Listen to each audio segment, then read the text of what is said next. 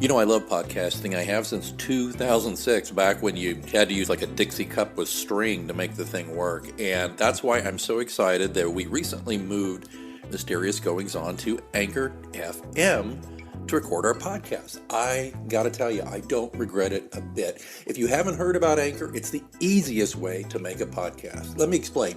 First of all, it's free. There's creation tools that allow you to record and edit your podcast right from your phone or computer. Anchor will distribute your podcast for you so it can be heard on Spotify, Apple Podcasts, and many more. And you can make money from your podcast with no minimum listenership. It's everything you need to make a podcast all in one place. Not going to lie to you, when I first heard about Anchor, I was a little dubious because I've been doing it the hard way for so long.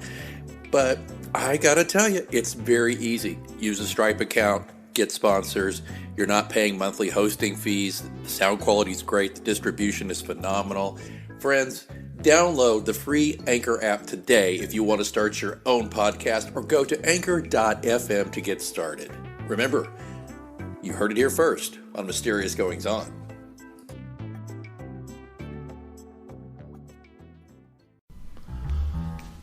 Hey, welcome to Mysterious Goings On. It's me, Alex Greenwood. Welcome back. I hope you're enjoying this season.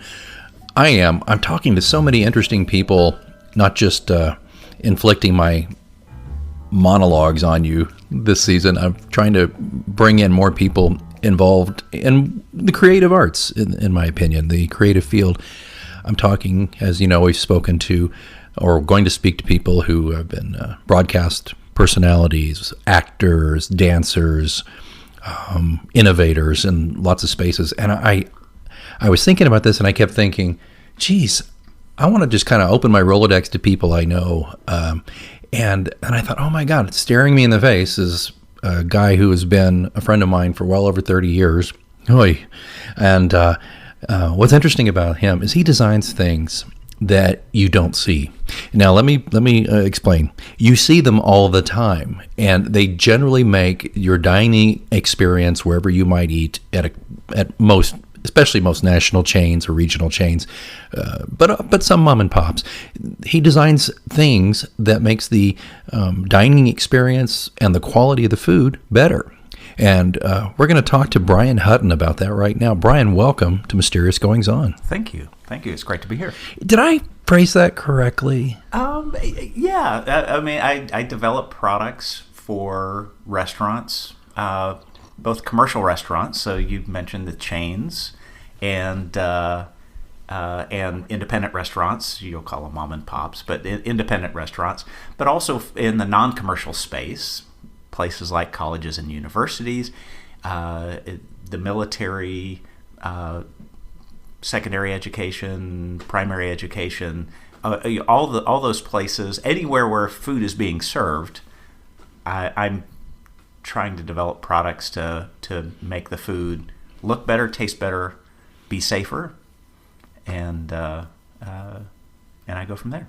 So is the company that you work for, can we talk about that? Sure. Who do you work for? Tell me about them. That might help us. So it's a company called Tablecraft Products Company. And let me back up. I've been in this space developing products for about 20 years now.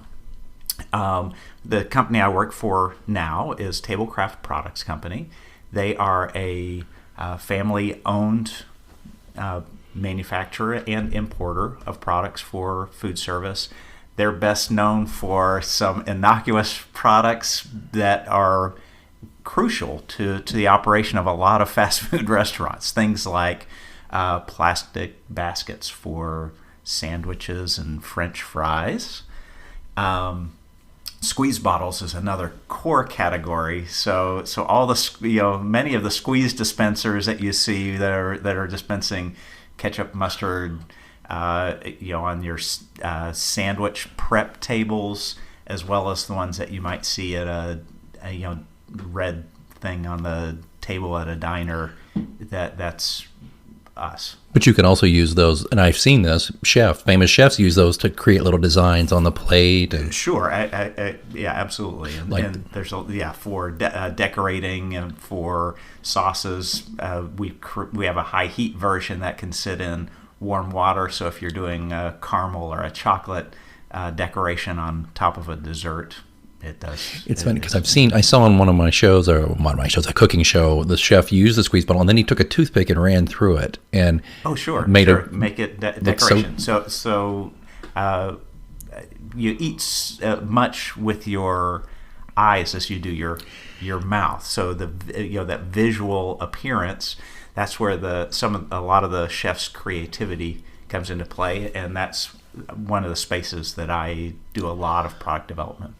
Well, let's take a step back, because there's a lot of products that I know you've worked on and I've seen up close, and I will tell everybody, you cannot go to dinner, lunch, breakfast with this guy and not have him almost, especially if he doesn't know, gleefully pick up the plate without spilling any of it, just to look to see who made it. Checking brands. That's kind of an industry-wide thing. Being in the industry for 20 years, oftentimes just by looking at a product, I know who made it, and just appreciate how products are kind of arranged and created on it. I was having a family dinner at a restaurant, and I just took a picture of it because I was really like, this is really good. And you wrote back, oh, that basket, that's ours. Yes. And I just laughed, and everybody at the table, I said, it's Brian again. And everybody knew, But so let's take a step back, though. Mm-hmm. You have been doing this for quite some time. Now, I understand you have a master's degree in advertising from Northwestern. Is that correct? It's in, yes. Essentially. Yes. And you have done this work, as you said, for quite some time now. Did you see yourself back when you were getting that master's degree doing this? No. I mean, honestly, when I was going through, I had anticipated one of two paths. One was agency work, so working at a traditional. I was in the Chicago area, so we were going to all the big agencies that were managing the beer accounts and the big department store and the big food manufacturers were all in the Chicago area. Some of those have kind of branched out since then, but that was path one. Path two was I thought I was going to get into teaching at the college level. So, but neither one of those, I had no idea that I was going to get into product development or anything that technical. Well, and we knew each other in college at bachelor's degree days, and you always were very creative. You like to draw, and you like to spin ideas, and your mind works in a way that's unlike most people I know. You find connections that most people don't.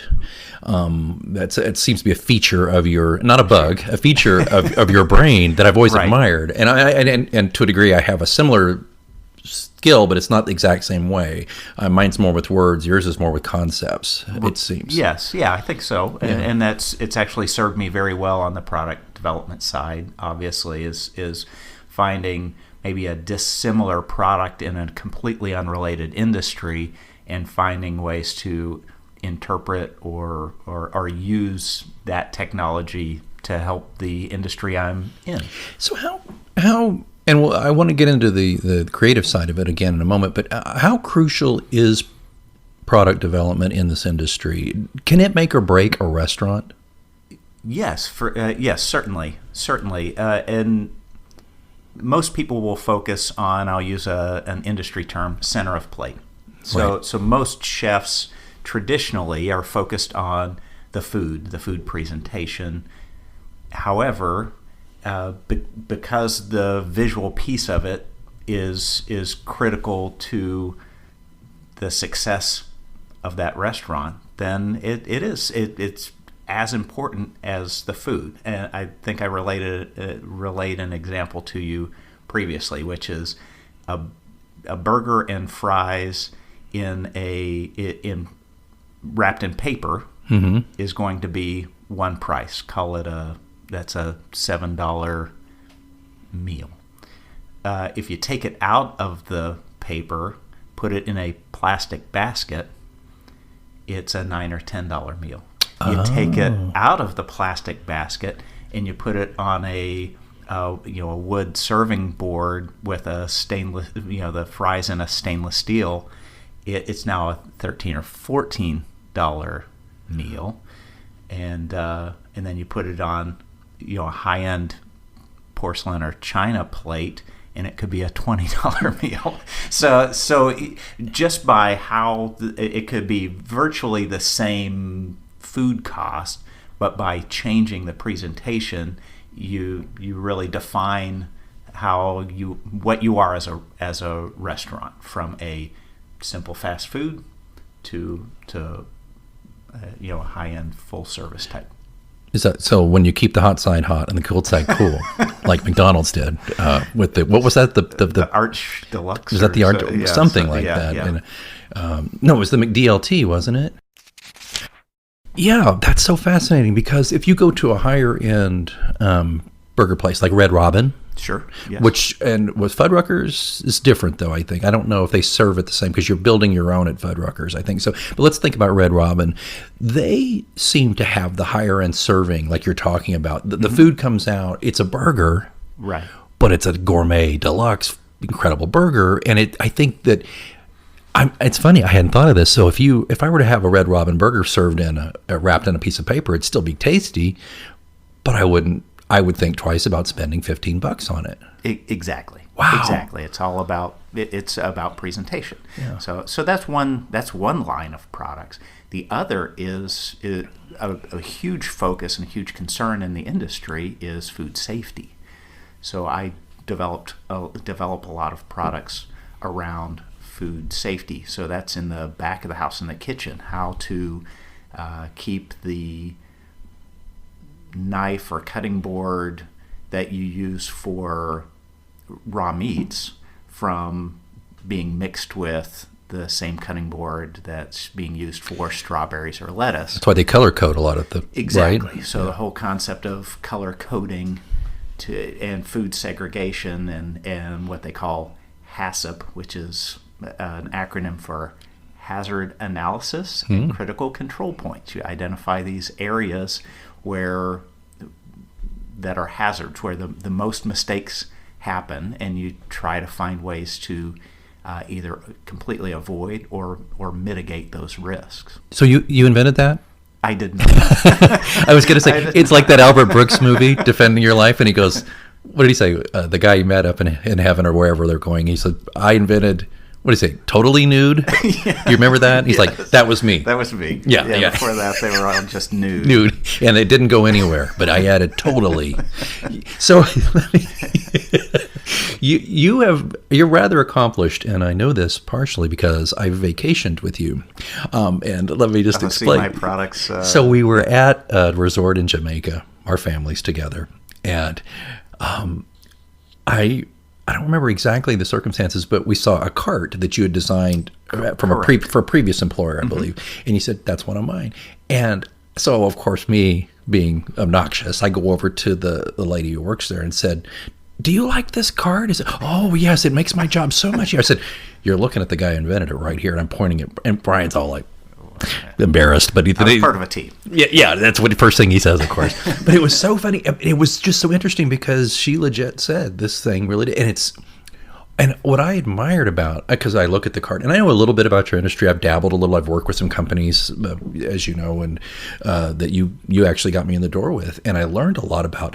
But there's also something that we're not talking about yet either, which is beyond food service and safety, and beyond making the consumer appreciate the food in a different light. There is also just the ergonomics and the convenience to help staffers who use it, where they're not backbreakers all the time. Yeah. I mean, there's so many things that you've designed. So it's not just that. I mean, you've actually designed or helped design products that help staff do a better job because they're not constantly struggling with physical limitations because of the.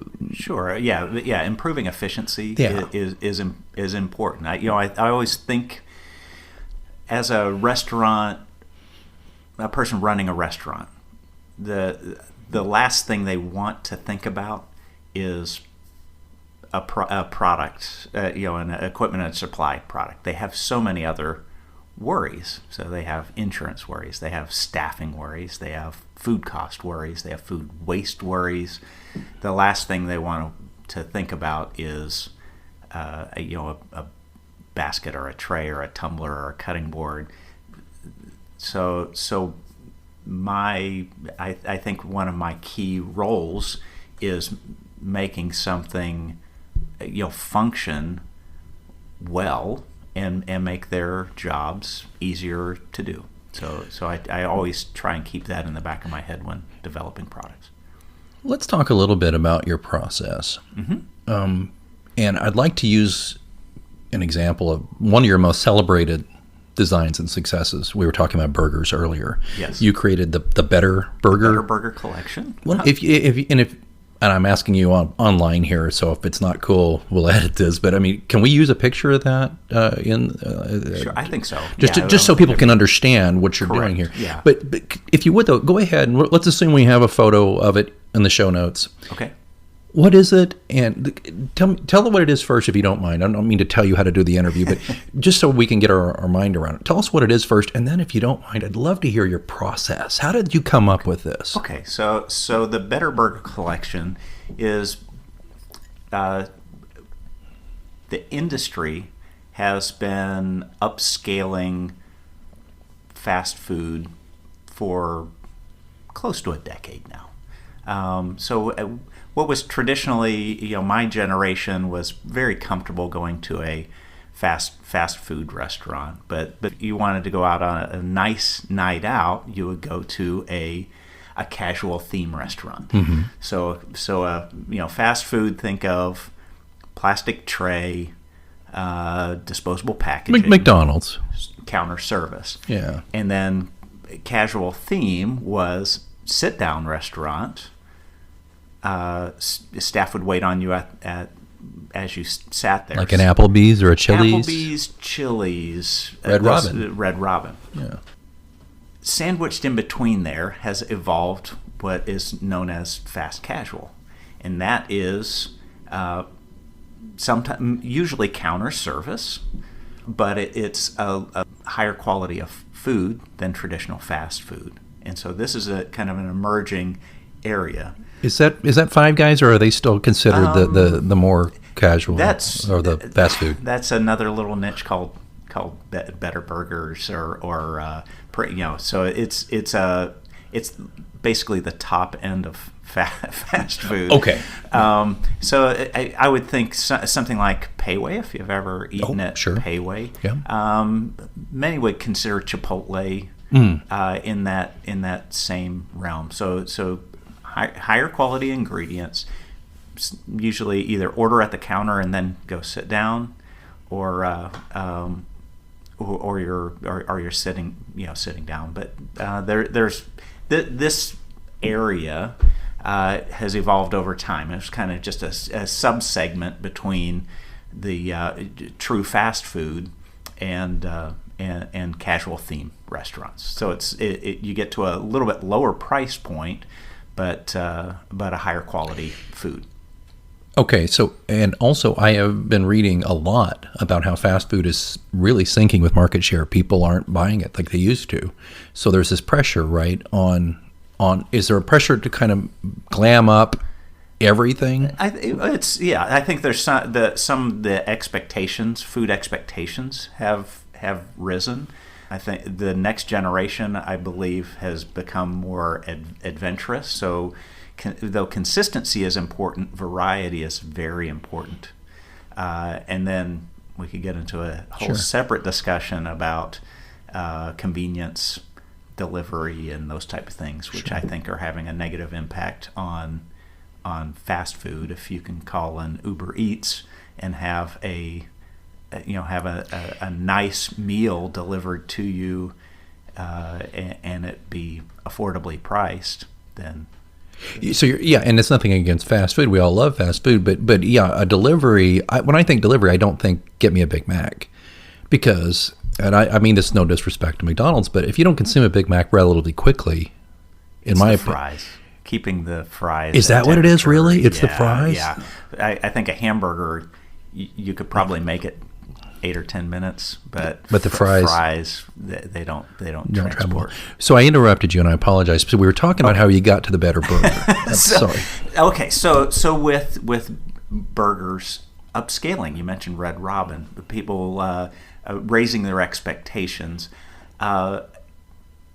in my mind, I wanted to combine the familiarity of disposable packaging with reusables, with something on the tabletop. So create a little bit of whimsy and familiarity while still having something in a durable package. And so the concept was take the style of things, French fry box, the French fry trays or deli trays, an open burger box, and interpret those in a reusable, dishwasher safe, durable thing, heavy duty stainless steel or melamine. I use melamine a lot. Right. And so it created this range of products that was unique in yet familiar. Yeah. And it's had won some awards and has had really good reception within the industry. So, and this would be definitely a product that could take your $7 burger and fries and make it into a double that or more. Absolutely. Yeah. I mean, there's also on the whimsical side, I created a spatula slider server. Yeah. So it looks like a spatula, Right. but it has raised edges to keep all the juices and stuff in there, and you can fit 3 sliders on there easily, and you can present it to the table. Now, there's another added feature to that from my perspective, which is people there's a growth of paddle flights and serving things with handles, because one of the biggest things I am annoyed by when I go to a restaurant is if a server hands you some food and their thumb is somewhere in your food. In the plate somewhere. In the plate, the soup bowl, because they're grabbing it and trying to present it. So there's a food safety and just a better presentation if their hand is away from direct contact with your food. That's a great point. And so when did Better Burger come out? 2 years ago? A year ago? It's a year now. Wow. Yeah. And we don't have to say who, but it's being picked up and it's being used. So you might see it at a restaurant. And again, hopefully we'll have a picture of this in the show notes and you can see it. And if you see one, you don't even have to lift it up and look under it. You'll just know that it's a table craft, but it's designed by Brian Hutton. Brian, let me ask you how that works though. Do you sit there at your office and the boss comes in and says, "Hey, Hutton, we need something to serve sliders on"? Is that how it works? Or do you listen to voice of the customer? Is that what you're doing? Tell us how that works. All of the above. So our development process, we develop as a company a large number of products per year. There is a product development funnel that looks at the categories in which the company develops and makes sure that those are all being filled and addressed, that there are new products for each of those categories. And occasionally from sales or from management, they will see something or see a need and will relay that. I also spend some time in the field, try to visit with operators, observe operators to see if I can observe a need. In my mind, if a person asks you for a specific product, it's probably too late. That means that everyone else has probably heard about it and is developing it. But if you see a need and can develop a product that fills that need, that's when you are maybe truly innovative. Do you ever sit down in a restaurant and come up with an idea right there? Because it's like, oh my gosh, There's got to be a better way than this. I mean, you already mentioned the thumb and the food, but sketching on a napkin. I've seen you do that. That's part of the creative process. So I mean, for my process, the first thing for me is to know my playground. Mm-hmm.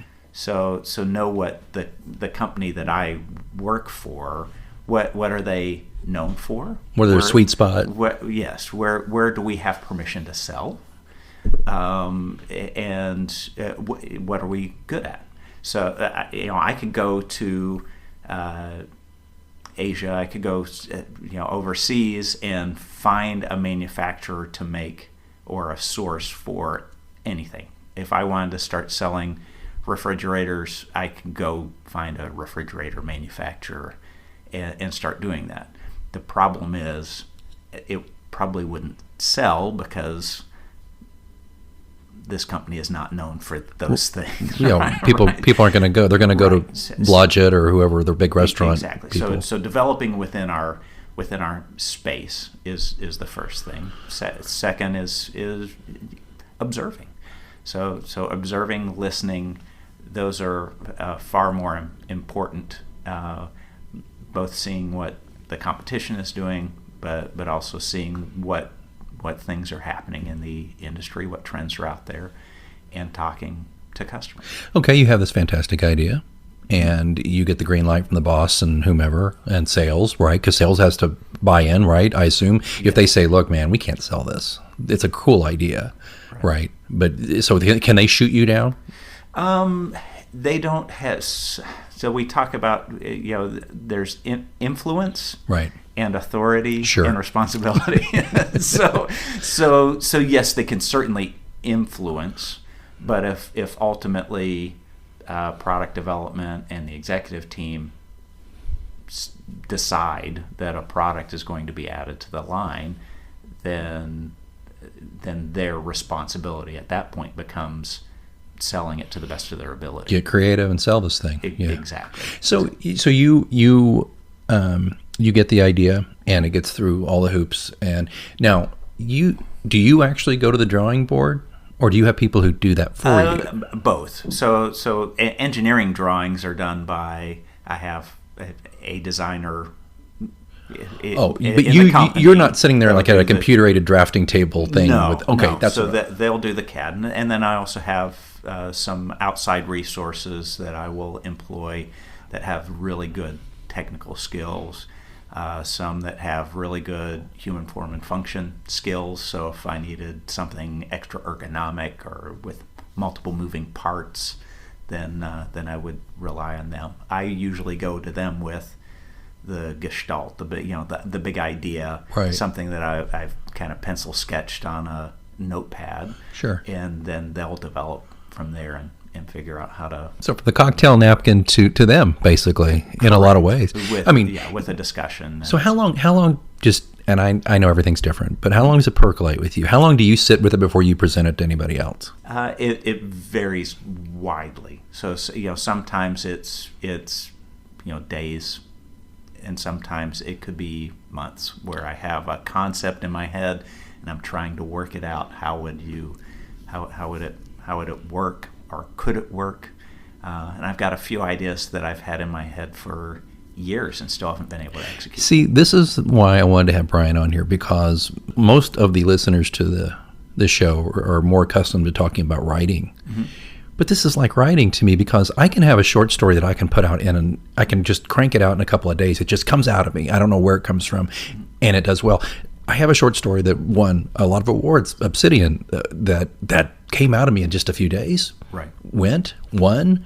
And then there's other stuff that percolates in the back of my mind forever, and I struggle to get it out because I can't quite get in that groove. Do you have the same? Yeah, absolutely. And maybe you have a character, but you don't have the story for the character. Many people say in my books that I have great characters in search of a good story. So, yeah. So yes, and sometimes there are these holy grail kind of problems in the industry that if technology or materials catch up, then everyone wants to solve those problems. Oh, that's interesting. Plastics that feel like ceramic, right, or are oven safe, and there are some that are ovenable, but they have inherent problems with staining or scratching, or so durability. Right. Finding those, keeping those in the back of my head for when technology catches up. Yeah. Now you this is also interesting though. You, for another company, I think, and we don't have to go into what it was, but you have a patent, or you're a partial patent holder? I do, yeah. I was on a group that designed patent for an insulated food pan transport device. So, And we laugh, but it's got to be done or people will steal it. Correct. Yeah. Correct. And there's some unique features about the product, and some of it's the look and the design of it, but there's a food safety element as well when you talk about transporting food. If you're in catering or another environment where you transport food from the kitchen to where it's being served, right. That's going to take longer than a couple of minutes. Then it's important to help maintain the food quality and the food safety by maintaining the temperature. It gets back to the French fries again. Exactly. Right? If they sit too long, we had a great burger last night, and you tried them too, right? The fries. The burger was delicious. The fries were good for about the first minute, but then they got soggy really fast, and then it was like I ate them because I was hungry. But right, that kind of food quality is of huge. Critical importance when you're fighting for repeat customers, right? Instead of having to woo new customers all the time. Yeah, that's way more expensive to woo new customers. Yeah. So to have something good, consistent, quality food is very important. So we talked about your ideation, and then the process as it works its way through the company.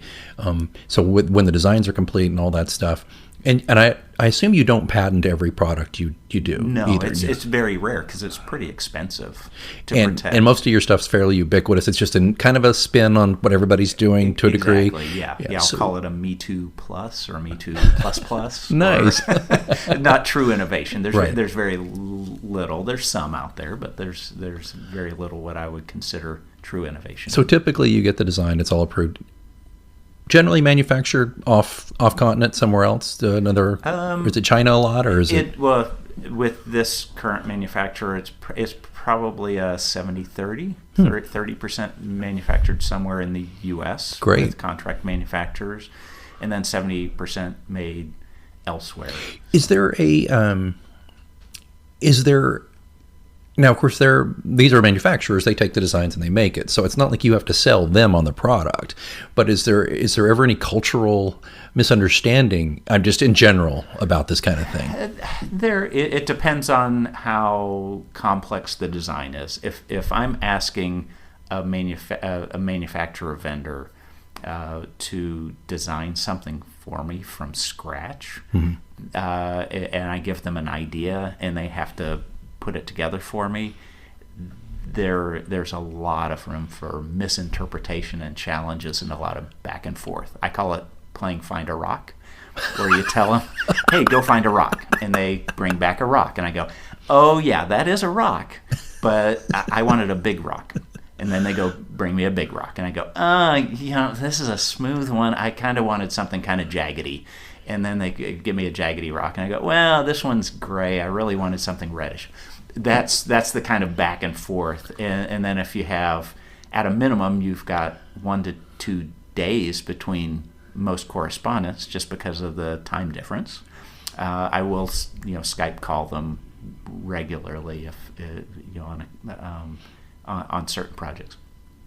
But then if a product's being sent back and forth, you're talking it could be 10 days to 2 weeks, right, for each time. So with a product development process, always trying to launch as fast as possible from the time we decide to move forward with a project. It slows things down. It just gums up the work. So the key is design and develop as much as you can, and then hand it off to them. And then don't ask them to interpret for much interpretation. Yeah, because it's cultural too. I mean, it's like I could say to you, hey, like I already did earlier, right? I could say, like Red Robin. Well, that might not mean anything to somebody over there. Correct. They've never eaten at a Red Robin. They just think of a bird if they looked it up or did a Google Translate. Right, they would. They would just say, like a bird. So then they're drawing a jaggedy hamburger that looks like a bird. Yeah, with a jaggedy rock on it. Yeah, I don't know. So that's fascinating to me. I mean, it's. I don't think. See, just all these intricate details onto. And here I'll oversimplify. All these decisions and all this thought that goes into making something that is so ubiquitous at one point you don't even really notice it. You do, but you don't. You notice it in the sense that, oh, the Better Burger thing really presents my meal well and makes me feel like spending $20 on a burger and fries. But you don't think about what goes into making that. I bet some people look at that and go, oh, that's just playing off of the old fast food kind of packaging, but they made it out of steel. Okay, but that's way more than that. It is, or it can be, if you do it right. If you do it right, if you do it wrong. So the other thing that struck me is I also, in my creative process, and I'm sure you do the same, I find time to think and be bored. So in the office every day, weather permitting, I will spend half an hour outside. And I literally sit on the grass on the side of a hill. I take my shoes off. I ground myself. And I don't know if grounding is it's a real thing. It's a real thing. I don't know if it works. It works in my brain. And I just watch. There's a small lake adjacent to the building, and just think and feed the ducks. Exactly, or the geese, and or watch the herons, or the fish swimming around in there. But that helps me.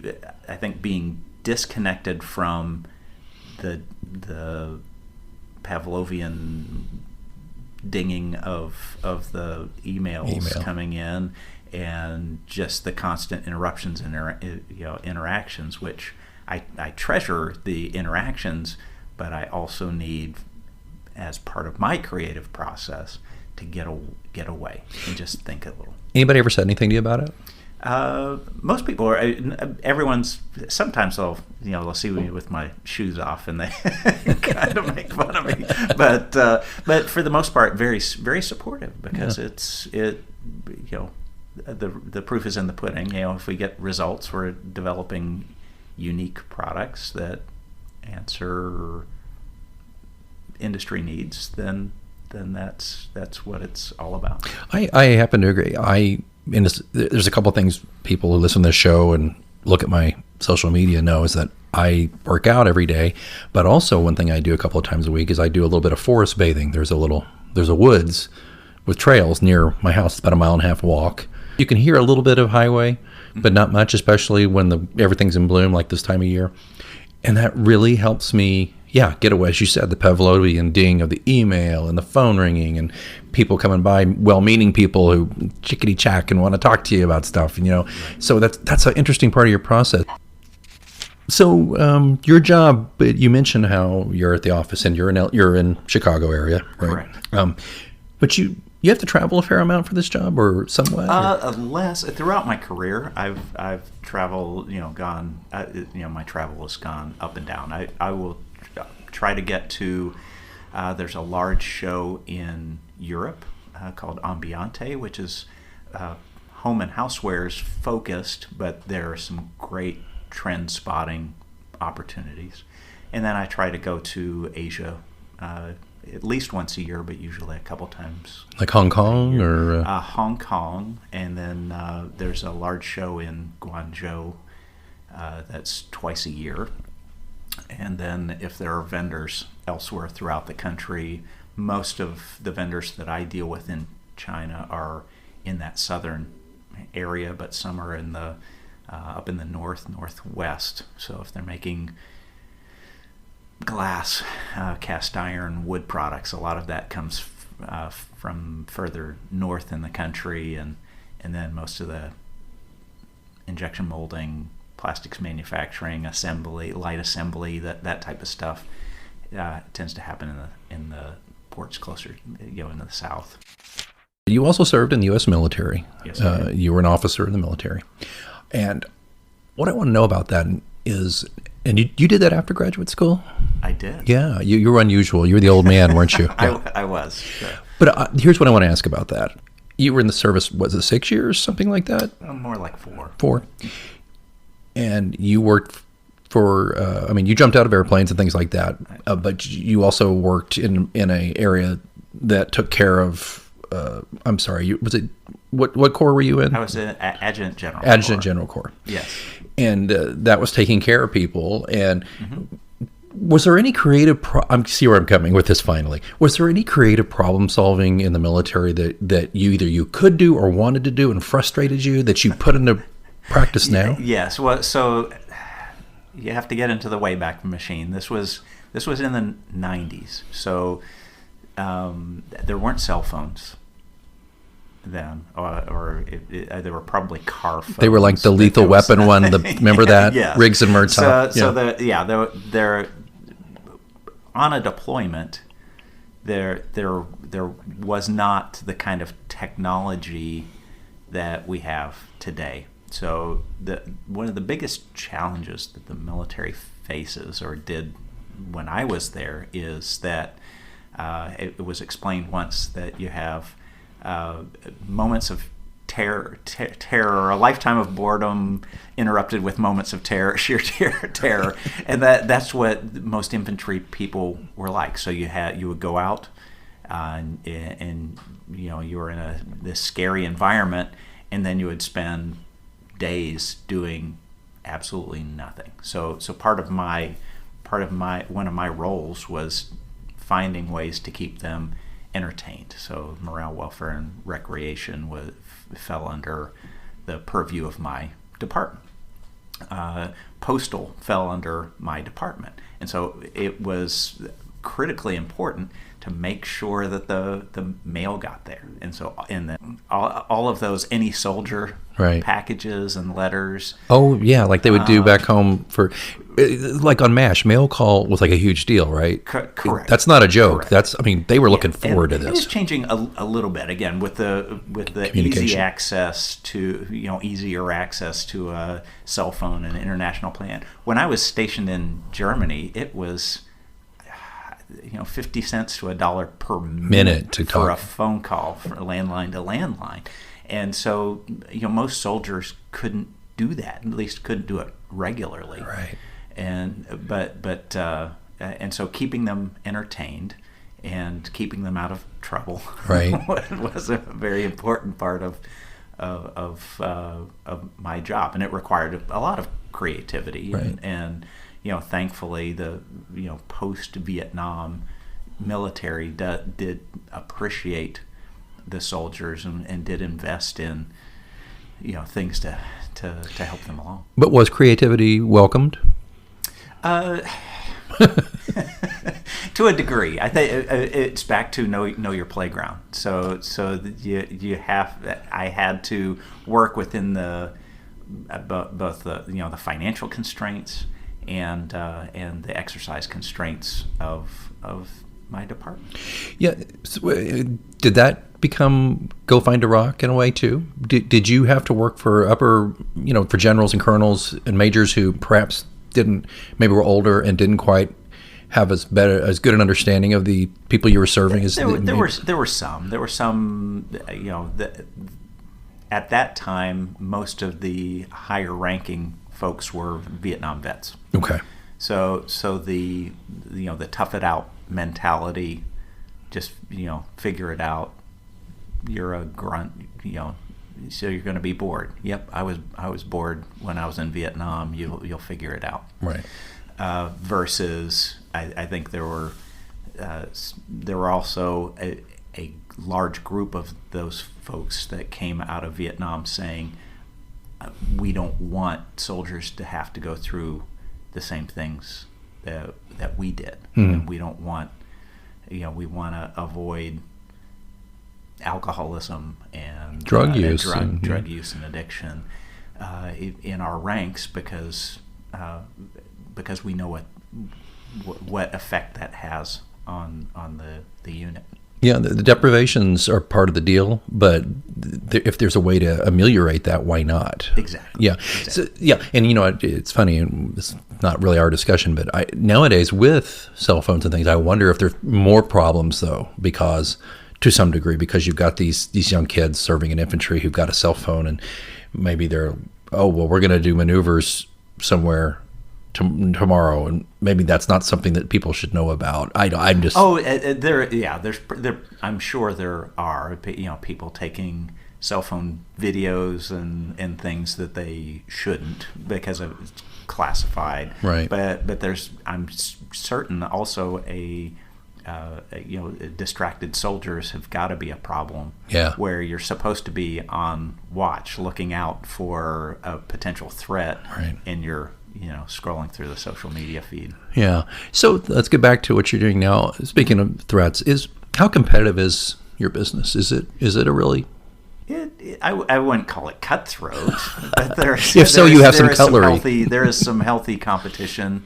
The number of categories that my company competes in, each one of those categories could have 3 or 4 major competitors, and then there's also a secondary threat. Some of our larger customers are direct importing products, so some of our customers have become our pseudo competitors in some environments as well. That's interesting. So it's just channel compression, which is not unusual for a mature industry, but it certainly is a threat to a company like ours. Any bold predictions on the food industry, on the restaurant industry? A bold prediction, I would say with automation, I think the back of the house is going to change pretty dramatically in the next, say, 10 to 15 years. So fewer employees? Fewer employees. I mean, I could potentially see almost like a lights out kitchen where it's fully automated. There's at Dodger Stadium, there's a robot called Flippy who makes hamburgers, and they're always perfect. Can I get him on the show? Maybe. So it's a robotic arm. It places the burger. It flips. It's not just based on timing. It has a built-in laser digital thermometer, so it makes sure that the product is safe, not just visually looks fully cooked. Right. It is fully cooked, and it's perfect every time. Wow. So there's a company that's developing, a company called Moley, Moley, that is developing a fully autonomous kitchen. It's, just very similar to what you see on Star Trek, where the replicator thing? There's a company called Moley who's developing fully autonomous kitchens that will have a library of menu items that are pre-programmed, and it can chop, cook, fully prepare, and even self-clean after the meal. So the impact that if that becomes affordable, and I could eat back to Red Robin, Red Robin hamburger in my house. Oh my, really? Then what would be the reason to go to a restaurant? Wow. It could change pretty dramatic. Some of the real value of a restaurant is the convenience of it. It's a convenience, but there's also the social side. Absolutely. People are always going to go to restaurants. Absolutely. That's one of the things I love about the industry is that people rarely go to a restaurant to be depressed. They're usually celebrating something. It's a birthday. It's a thank God I didn't have to cook tonight. It's a whatever that is. It's typically a celebratory experience, right? That they get to go out to eat. Any big top secret thing you're working on? You can tell us anything about? Of course not. No. Of course not. But you're always working on something, aren't you? I am. So if you think of the key things that I'm always looking at, it's safety related. So can we make the food safer? Consistency. So can you control the portions? Can you control dosing of whatever condiments, sides, etc., so that it's the same every time. It's very predictable, and can you make it look better, more visually appealing, so that it positively affects the overall dining experience? Well, you obviously do it very well. Is there any, in closing, if anything we missed, but I have a question if nothing else. Sure. Is there one thing you you would like people to know or wish people knew about what you do? And there may not be. You may be like, look, don't pay attention to the man behind the curtain. Just lift up your plates. I don't know. What do you think? About the industry, or about what you do, or about the dining experience, perhaps. I think I think I may have mentioned it earlier in the cast, but my goal is to be as invisible as possible. Right. So if you notice it, then I probably am not doing it completely right. Yeah. So because the focus should always be on the food. But if I create a vertical food presentation and you go, yeah, the fries are facing me and sticking up instead of that's what you should notice, not the vessel that it's in. You should say, oh, this looks beautiful. It's appetizing. It's the color. That's what I want you to see. Or, hey, I didn't get food poisoning. Woohoo! Then that means I've done my job right. And so it's if you notice too much, then I'm not doing my job. That's just back to comparison with what I do. If I write something that takes you out of the story, if I write something trying to be clever and you're going, oh, look what he did here, okay, which I've done, because I have a tendency to inject little Easter eggs into a story that can distract from the story. But then I have kind of failed you because I pulled you out of the story, and then you have to kind of get back into the story. So I love that. I love that thing there. So, I frequently get a question from readers, hey, Alex, did you see so-and-so's book, or did you read that, or did you see that movie? Do you wish you'd thought of that? And I'm like, no, of course not. But of course, in my heart of hearts, I'm eating my heart out going, yeah, I wish I thought of that freaking $1 million idea. What about you? Is there ever like a product or an idea that you wish you had created? So there's one I kind of kick myself about, because it's a lot of the best solutions are simple ones. We talked to color coding. A company called Rubbermaid, I'm sure you've heard of it. Doesn't ring a bell. So they have a commercial food service products division. Right. And they developed a trash can, and the trash can's been around for a very long time with very little innovation. Right. I mean, the first innovation was changing from tin to plastic, which made it a lot more durable. But after that, it basically remained unchanged. Right. They developed a can with side vents. So basically a vertical vent that runs down the side.